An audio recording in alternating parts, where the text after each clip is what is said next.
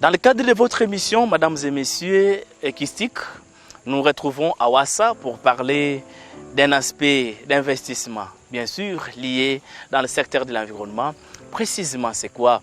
Nous sommes, déjà si vous regardez les décors qui m'entourent, ce n'est pas seulement des écosystèmes marins, mais ces écosystèmes marins créés, fabriqués à dessein. À dessein pourquoi?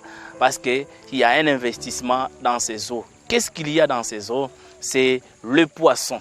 Le poisson pour la consommation, les poissons aussi pour d'autres fins. Vous connaissez très bien que c'est dans le cadre de votre émission équistique, nous parlons de cette pisciculture parce qu'il y a une catégorie de personnes qui veulent investir dans le domaine ou d'autres personnes cherchant les domaines à investir.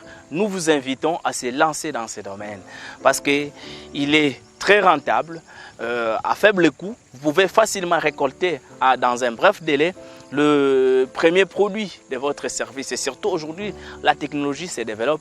Alors nous allons partir d'une expérience, l'expérience du docteur Kosuma Wilungula, qui s'est investi dans ces domaines depuis plusieurs années. Mais lui est passé de plusieurs étapes. La première étape, c'était l'élevage de manière traditionnelle. La seconde, c'est l'élevage de manière moderne. Donc avec les systèmes actuel où vous avez la possibilité de faire croître vos espèces et d'appliquer des espèces déjà améliorées pour que vous puissiez vous retrouver. Alors, nous vous invitons déjà à faire un pas dans ce qui se passe aujourd'hui, dans une activité de récolte. Vous allez voir le type de poisson. Ici, c'était encore élevé de manière traditionnelle. On veut passer d'une manière traditionnelle à une manière moderne. Mais d'abord, nous vous invitons à contempler déjà la récolte qu'on est en train de faire dans ces 3-4 étangs, déjà 3 étangs bientôt, et bien sûr, pour voir les premiers produits. Je vous assure, vous aurez le goût d'avaler la salive.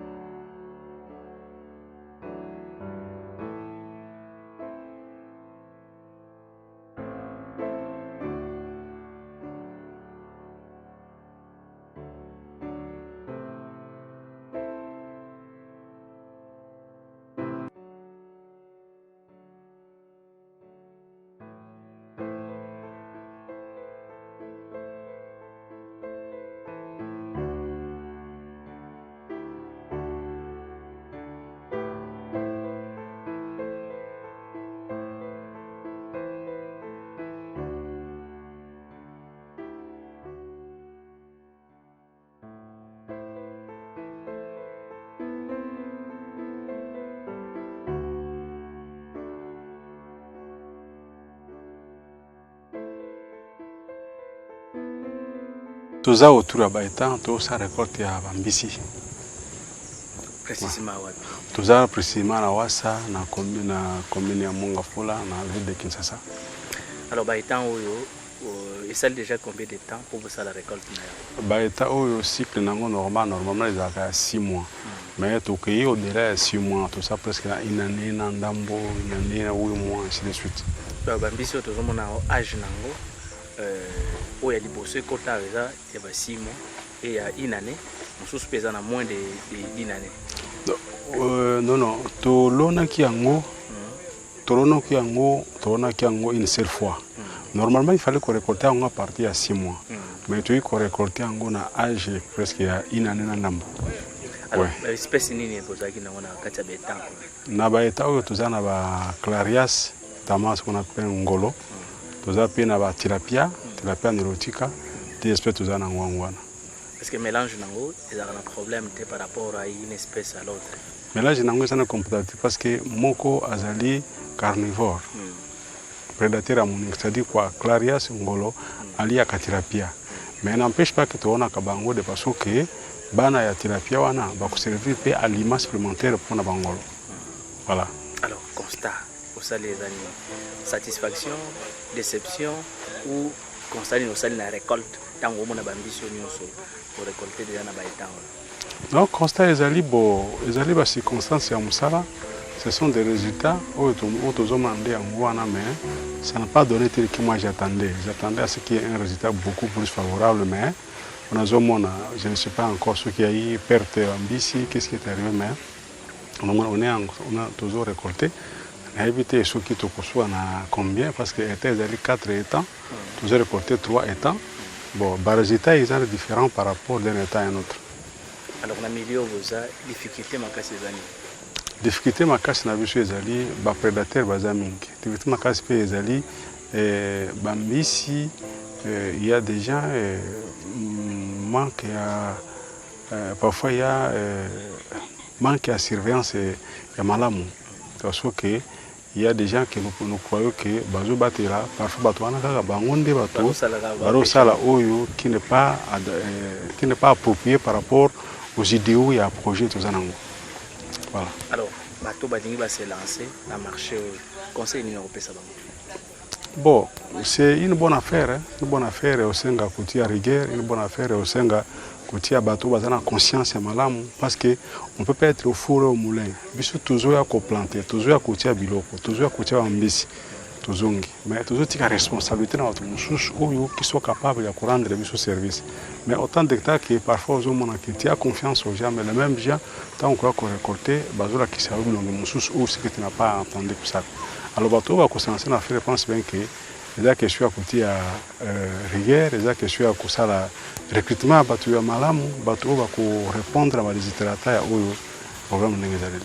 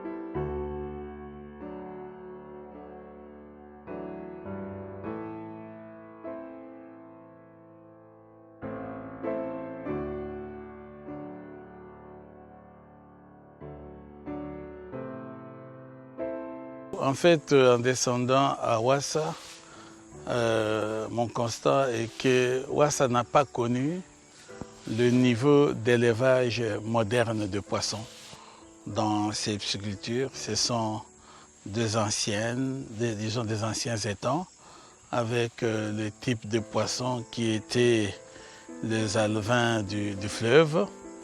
Et pour nous, on les a gardés pour que nous puissions maintenant rentrer dans une phase de modernisation de notre pisciculture.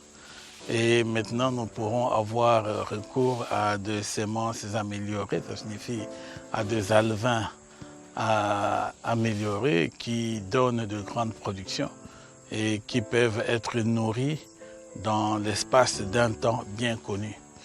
Donc aujourd'hui, on ne s'attend pas beaucoup à une grande production.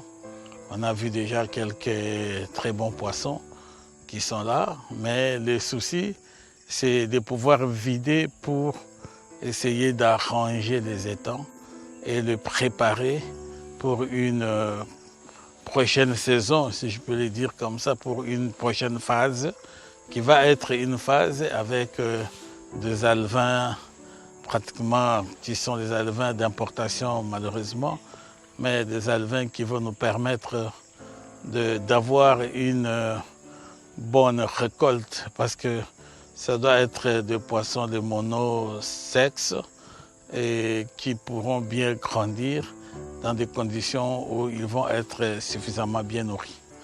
Non, je crois qu'après cet essai de l'ancien système qui n'est pas assez productif, assez rentable, nous croyons, tel que nous avons vu l'expérience de la nouvelle pratiquement phase, la nouvelle méthode que nous avons fait à Kassangoulou, nous avons été émerveillés parce que dans moins de 6 mois, nous avons atteint plus de 50 ou de 500 kilos de tilapia, plus de 300 kilos des anguilles ou d'engolo. Et ça a été très très productif, assez rentable. C'est ce que nous voulons maintenant ramener ici aussi. Donc on a eu le temps de décider à pouvoir récolter tous ces étangs, les apprêter comme il faut et pouvoir maintenant planter des alevins de grande productivité en améliorant leur alimentation. Vous savez, nous sommes à Wassa ici. Vous avez vu qu'on a des porcheries, on a également le kraal de bœuf. Donc on a suffisamment de quoi contribuer et ajouter en fait au système d'alimentation que nous allons mettre en place. Et nous sommes même tentés de mettre en place le système d'alimentation également sur base de lumière solaire qui vont permettre que toutes les nuits, la lumière capte les insectes et qui vont pouvoir être nourris et utilisés par les poissons. Donc ça va nous aider à améliorer pratiquement la productivité. Je crois que c'est le moment. Je peux vous rassurer qu'aujourd'hui, avec le niveau de mobilisation, moi je n'ai pas encore été en contact avec nos amis du ministère de la Pêche et autres qui organisent les sensibilisations de pisciculture ou d'élevage de poissons. Mais je crois que nous l'avons fait parce que nous l'avons expérimenté.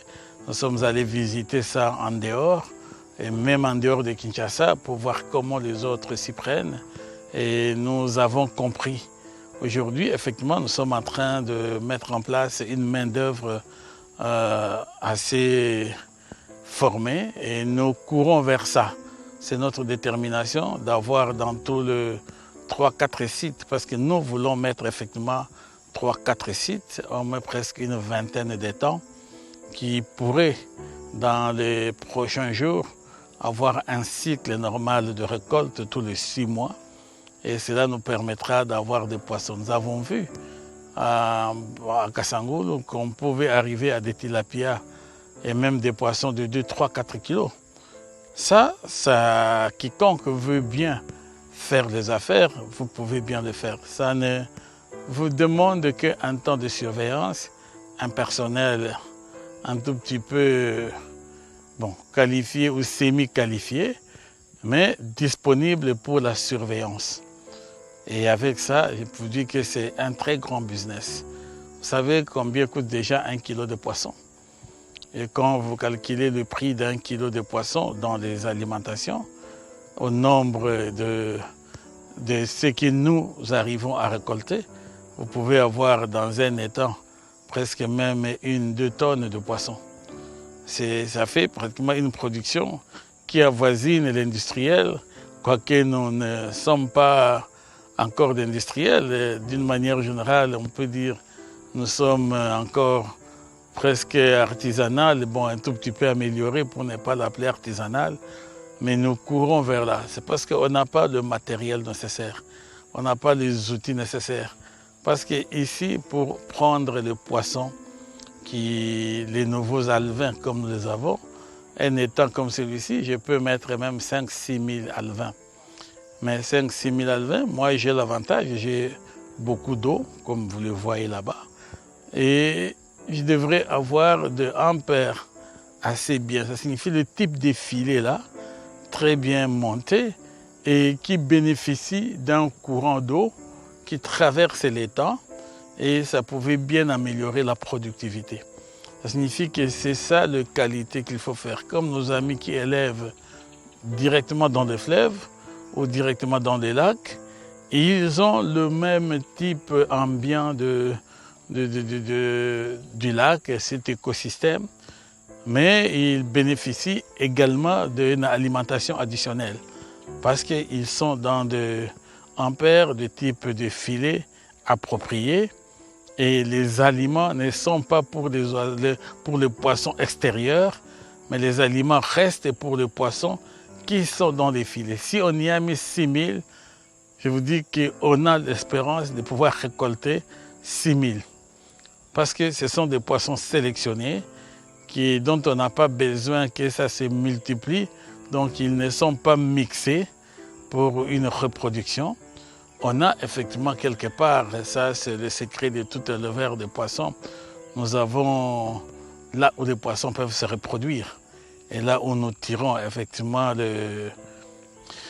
la semence et tout ce qu'on peut arriver à mettre. Mais aujourd'hui, la réalité, c'est que ce que nous sémons maintenant, ce sont des types de monosexes que nous alimentons pour qu'ils grandissent. Dans les 3 mois déjà, vous avez presque la moitié de la taille. Et dans les 6 mois, vous avez une taille assez normale. Les types de tilapia qui, dans 6 mois, vous dépassent déjà le 300, 400, 500 grammes. Donc, dans peu de temps, vous pouvez atteindre un niveau de production qui est assez important. En fait, ceux qui veulent faire l'affaire, vous savez que c'est pratiquement le type de business qui ne coûte pas très cher.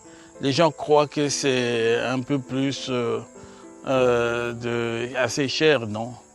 Parce qu'aujourd'hui, vous pouvez avoir 2000, 3000 alevins et qui vous coûte à peine 100, 150 $. Et vous pouvez commencer par ce type d'alimentation. Dans les 2-3 premiers mois, vous avez un type donné d'alimentation et qui peut aller jusque dans les 6 mois. Là, c'est ce qui demande un tout petit peu de moyens pour essayer de respecter. Quand vous voulez vraiment respecter cette alimentation et avoir une récolte qui est assez proportionnelle aux efforts là fournis. Mais ce type d'alevin, quand vous dépassez les 2-3 mois, bon, vous pouvez essayer de les nourrir d'une certaine manière. Effectivement, vous allez un tout petit peu retarder la croissance, mais c'est proportionnel aux moyens que vous avez et ce ne sont pas des moyens assez importants. L'essentiel, c'est de pouvoir avoir un site, avoir un endroit. Vous savez, appeler des jeunes gens pour vous apprêter un étang. Ça vous coûtera 200 à 300 $. Dans des milieux assez, donc les banlieues où nous nous trouvons aujourd'hui. Si je mobilise des jeunes gens issus du village, on leur donne du travail et pour apprêter cet étang, ça va me coûter 200 $ ou tout au plus 300 $. Et si j'ai des poissons à 150 ou 200 $, voilà, j'ai un investissement de 400 $ ou 500 $, bien sûr dans les débuts avec 150 et 200 $ en plus pour les types d'alimentation. Vous pouvez commencer par là et vous avez investi.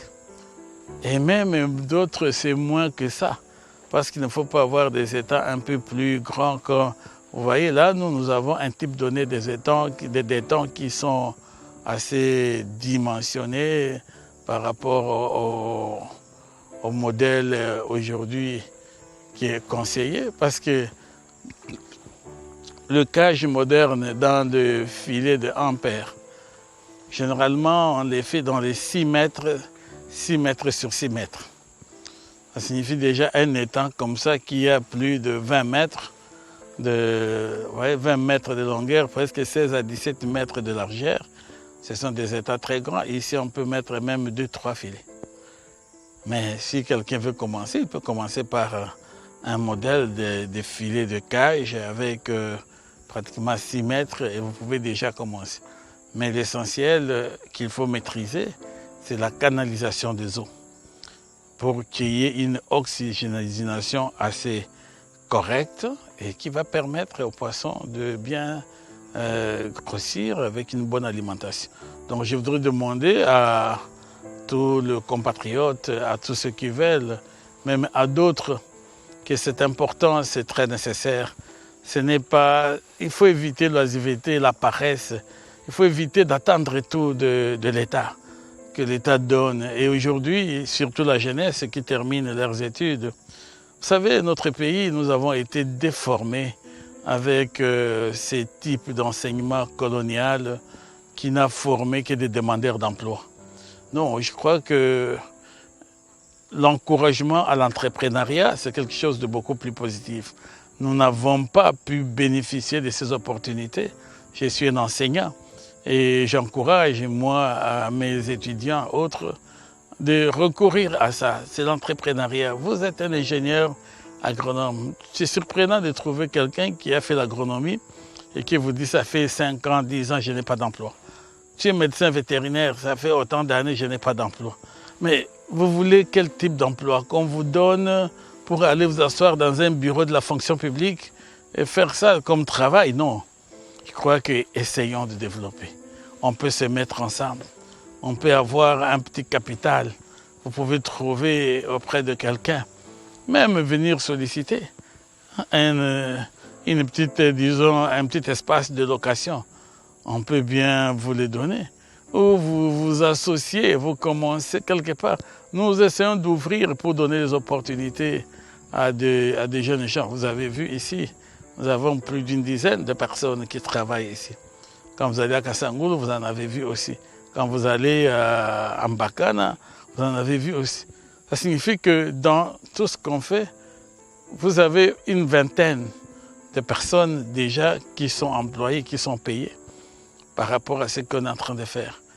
Et on contribue énormément pour dire rien que dans ce secteur-là, une vingtaine, une trentaine de personnes qui travaillent soit dans des porcheries, soit dans des étangs, soit dans l'entretien de ceci ou de cela, ou dans les légumineuses et autres. Ce sont des choses que quiconque a terminé ses études normalement peut faire. Et ici, on les invite également à recourir à ça, recourir à la terre. On fait l'élevage de poissons, oui, ce n'est pas seulement ça. Il est difficile que vous ayez de l'espace où vous vous arrêtez seulement aux poissons, parce qu'aux alentours de l'étang, il y a de la terre et qu'il faut mettre à profit. Et cette terre-là peut aussi recevoir des légumes. Ça peut recevoir, donc vous avez des étangs, vous avez un peu de légumineuses, vous avez un peu de sud, et on ne peut ne pas s'arrêter seulement à l'élevage des poissons. Tout autour des étangs, ici, vous pouvez bien élever, vous pouvez faire du poulailler. Ça va très bien se marcher, ça va se reproduire suffisamment. Des poulets, des canards, et ainsi de suite. Tout ce qu'on veut bien mettre, ça pourra aller. Voilà ce que je peux encourager à nos compatriotes, à des jeunes gens, à tous ceux qui veulent, ceux qui ont terminé leurs études. N'attendez pas courir avec des dossiers, des fardes, toute la ville frappée porte à porte. Non, je crois qu'on peut se déterminer et demain, on sera un responsable capable d'apporter aussi au marché d'alimentation de Kinshasa de quoi nourrir la population congolaise.